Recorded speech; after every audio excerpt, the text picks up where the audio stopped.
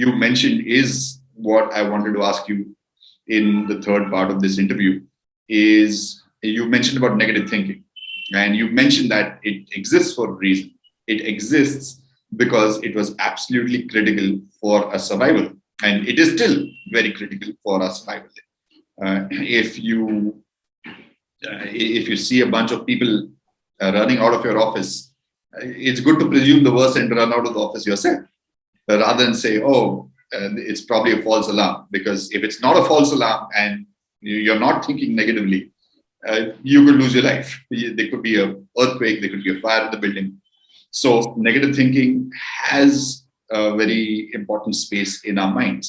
So how does one balance positivity and negative thinking? Because if one is Panglossian, I think that's a word invented by Charles Dickens, then one one could easily get cheated. One could easily be very poor at risk management.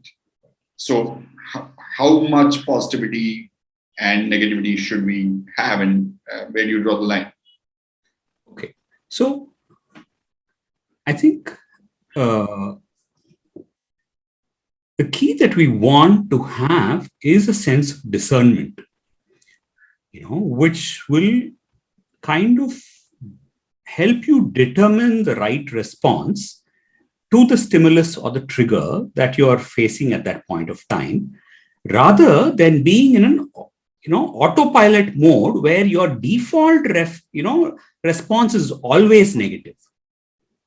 And really, that is the difference that we want. That obviously, if there is somebody running at you with a knife, you don't want to stand and debate. Or there's a snake over there. You don't want to say, "Oh, I'm a positive thinker, so I will wait to see if it's poisonous or not." No, you have to, kind of react to it. And that's okay.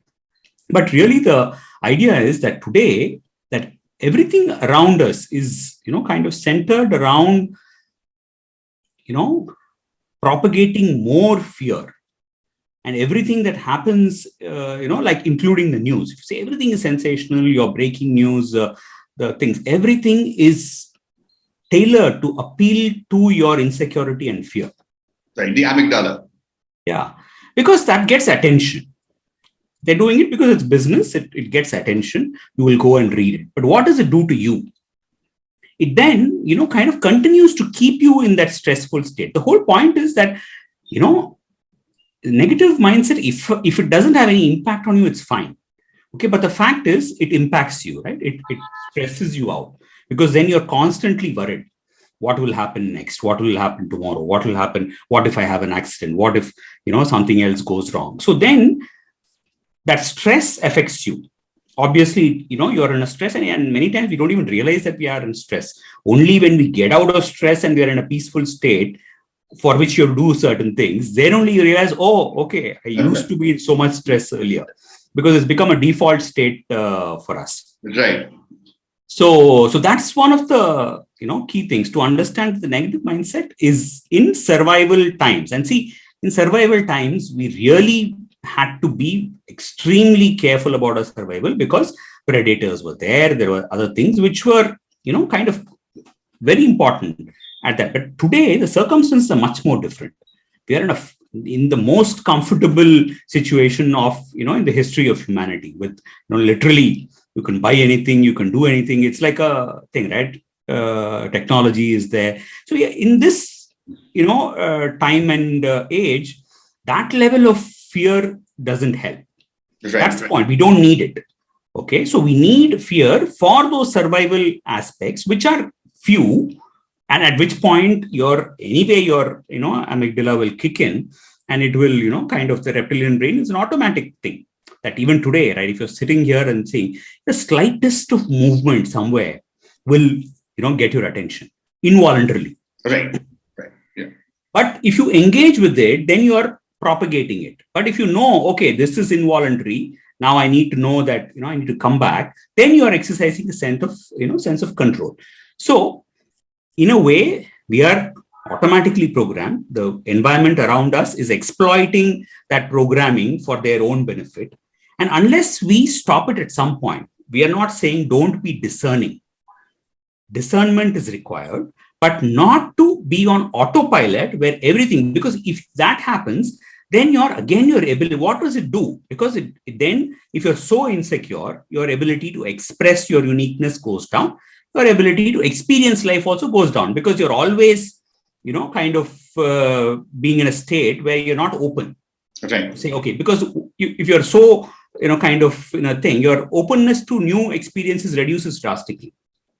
Right? That's the whole point. So we are not saying that, use it selectively where it's required. And I'll give you an example where, I used to be in this whole thing. I used to go to astrologers and check how long I live and things like that. So it was a case of, kind of thing where that fear was overwhelming.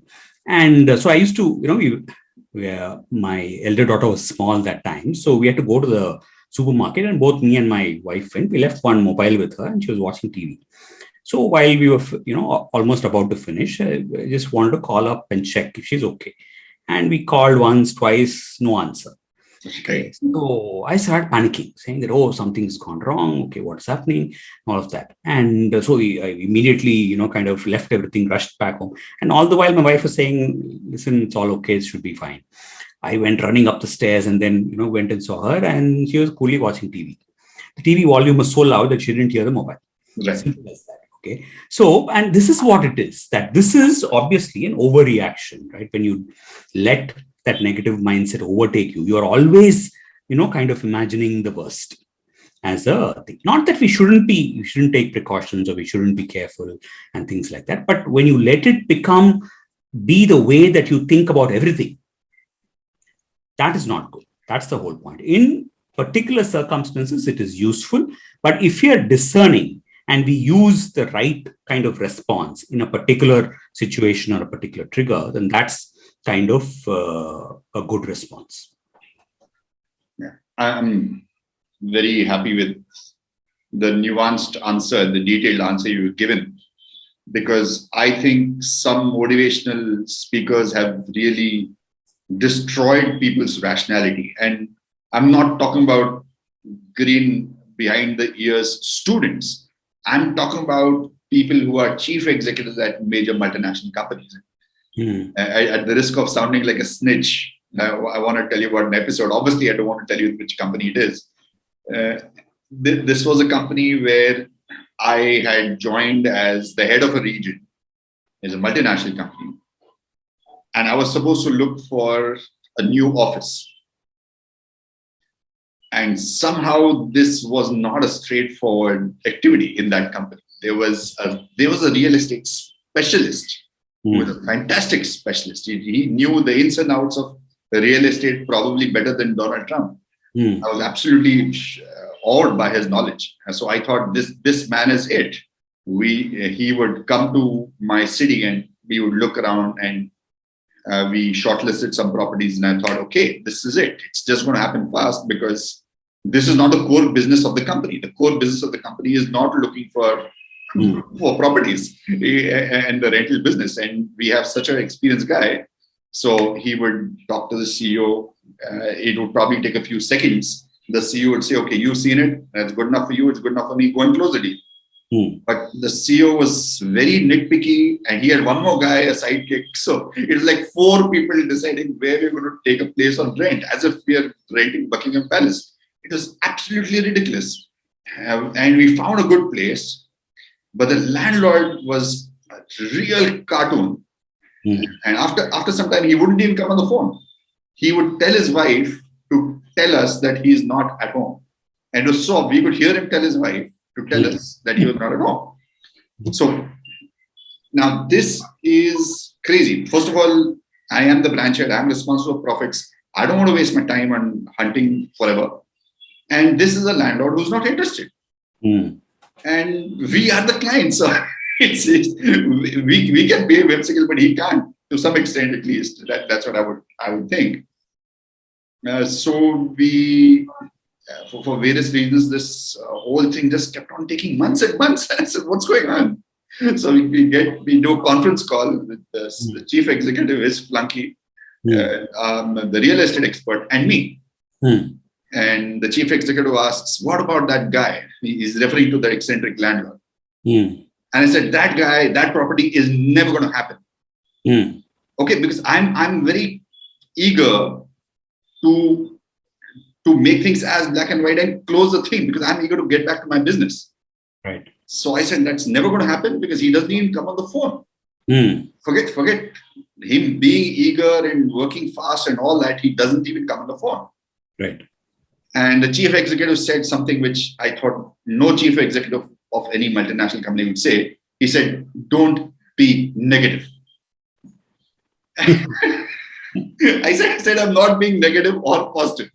I'm being irrational. I'm just making a realistic assessment of the situation, because every second, time, energy, and money is being eaten up. So that was a first-hand shocker to me of how the positive thinking brigade had sneaked its way into the brains of chief executives of multinational companies. I understand college kids can get swayed away by the charisma of a speaker and some nice music and some dancing, but this was totally crazy experience. And this is not the only experience. There were plenty of other experiences, but this was one that just stood out. So I'm very happy you've given a very rational and balanced perspective to this. So in some instances, positive thinking makes sense, and in some instances, negative thinking makes a lot of sense. Similarly, I had a question about authenticity.